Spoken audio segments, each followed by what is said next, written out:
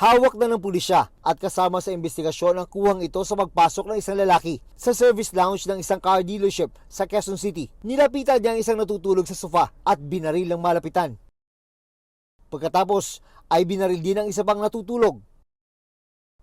Ang lalaking namaril, kinilala bilang security guard sa car dealership. Mga kapwa niya rin si Q ang mga biktima. Matapos ang pamamaril, pumara siya ng taxi. Nakuha na naman sa isang dashcam video. Tondo daw. Sa biyahe, tila balisa ang suspect habang kausap ang taxi driver. Kailangan umuwi sa amin. Namatay yung tatay. Tawag ko sa mamaya, namamadali na itong pasero.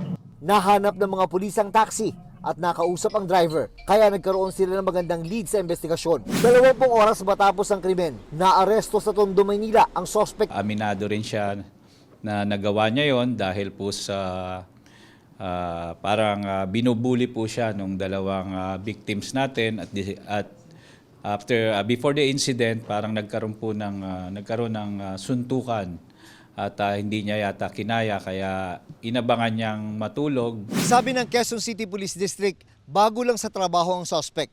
Nagtanim daw ito ng galit sa mga biktima na mas senior sa kanya bilang gwardya dahil sa pambubuli at panglalamang sa trabaho na sinasabing naging dahilan kaya siya namaril. Base sa investigasyon, nag-inuman ang mga biktima at ang suspect bago pa mamaril. Nang makatulog ang mga biktima, nakahanap ng tiyempong suspect para umano gumanti. Pagputok doon sa unang victim, hindi po naggising agad yung second Halos magkatabi lang siya. Kaya kung hindi ka lasing, siguro pag narinig mo yung ganong kalakas na putok, katabi lang, mga 2 meters away lang, magigising ka, makakapag-react ka. Itinanggi naman ng live-in ng isa sa mga nasawing gwardya ang aligasyong pambubuli na ibinasi niya sa mga kwento ng kinakasama bago mamatay. Ang totoo, minasama umano ng suspect ang pagkakatalaga sa partner niya bilang officer in charge ng mga gwardya. Super close sila, bakit sasabing bully?